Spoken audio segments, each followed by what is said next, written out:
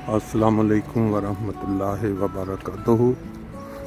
सुबहान अल्लाह व बिहम्दिही सुबहान अल्लाहिल अज़ीम।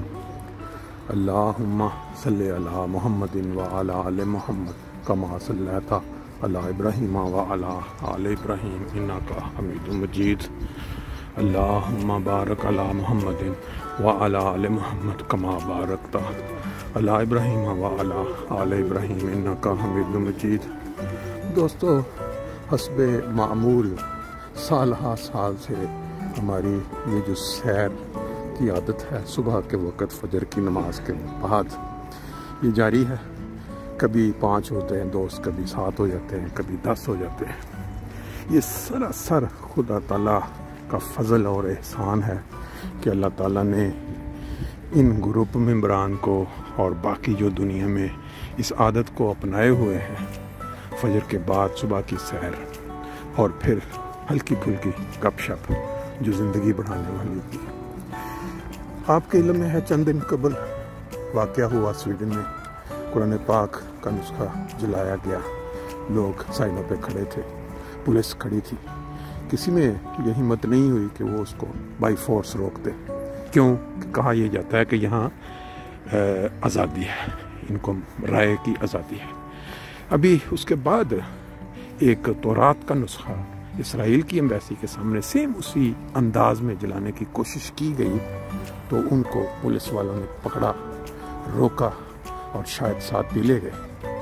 ये बाज़ काम ऐसे होते हैं, हाइपोक्रेसी जिसके अंदर फिर जो ज़्यादती वाले हो, जिनके साथ ज़्यादती की होती है, वो एहतजाज करते हैं। उनको ज़्यादा तकलीफ़ होती है कि ये इम्तियाज़ी सलूक क्यों। बात यह है कि दुनिया के अंदर जहाँ भी आप चले जाएं, इस तरह के इम्तियाज़ी सलूक ज़रूर होते हैं।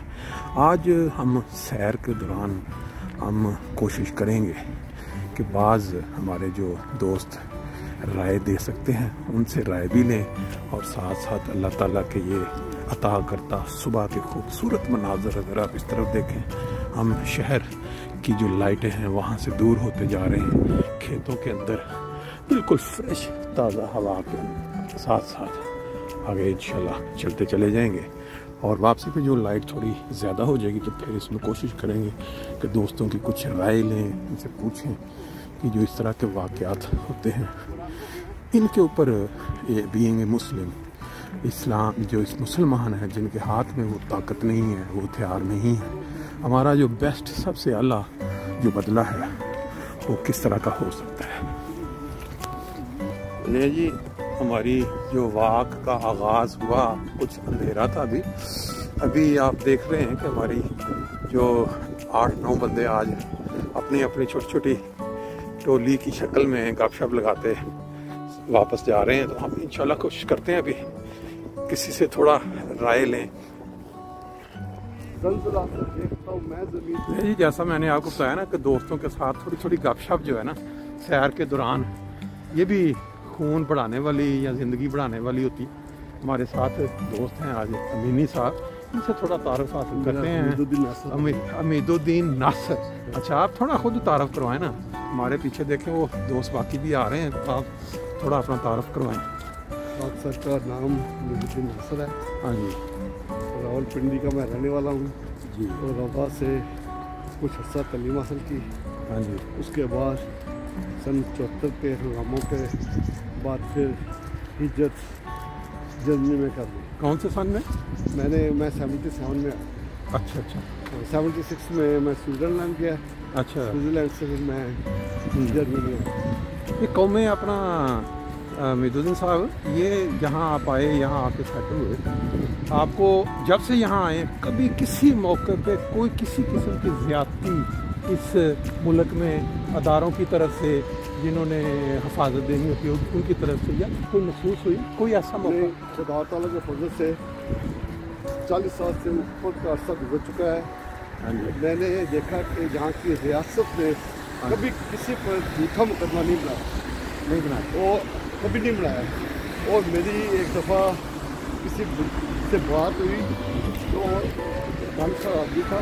हाँ जी। तो देखा कि एशिया और यूरोप में सिर्फ यही फ़र्क है कि एशिया में रियासत عوام پہ جھوٹے مقدمے بنا دیتی ہے، جس کی وجہ سے عوام پریشان ہوتی ہے۔ اور خدا کے فضل سے میں یورپ میں کافی میں نے سفر کیا ہے، لوگوں سے پوچھتا بھی رہا، لیکن جرمنی میں لوگ خود غلطیاں کر لیتے ہیں، لیکن ریاست نے کبھی جھوٹا کیس کسی پہ نہیں بنایا کہ پکڑ کے لے گئے جھوٹا کیس بنا دیا ہو، کبھی ایسا نہیں ہے۔ بات کرنے سوال کرنے کا مقصد یہ تھا کہ ہم نے جو واقعات یہ کل جو پشاور میں جو مسجد کے اندر سب سے زیادہ محفوظ جگہ کے اوپر جو سمجھا جا سکتا ہے کہ اگر کوئی جگہ محفوظ ہے جہاں کوئی انسان خطرہ محسوس نہیں کر سکتا، وہ علاقہ، پھر اس سے بھی آگے چلتے ہیں وہ مسجد جو خدا کا گھر ہے جہاں انسان اللہ کے آگے سجدہ ریز ہونے کے لیے پہنچتے ہیں،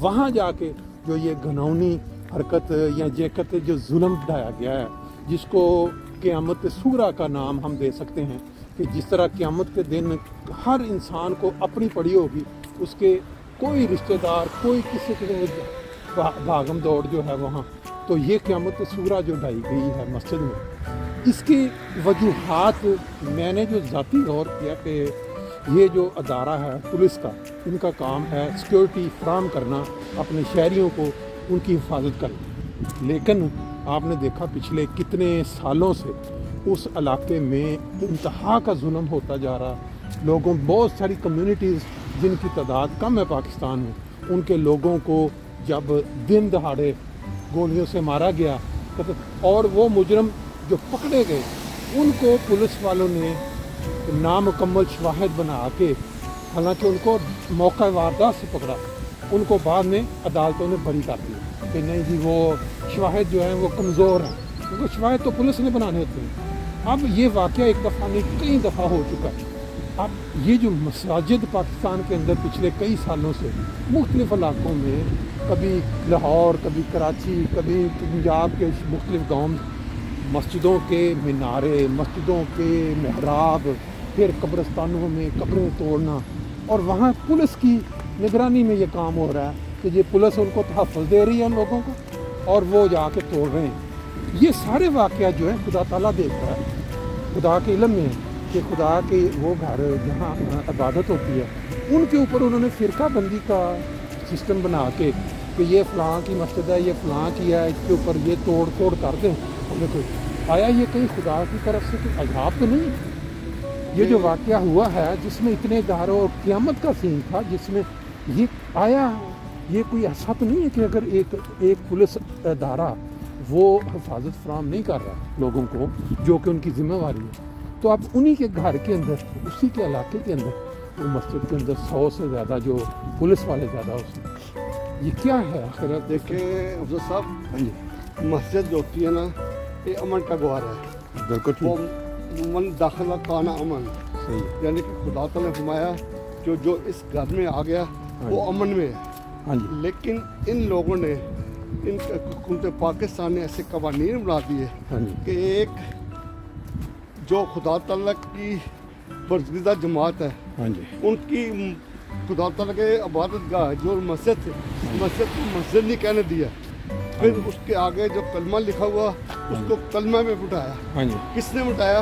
پولیس نے بٹھایا، یعنی ریاست نے بٹھایا۔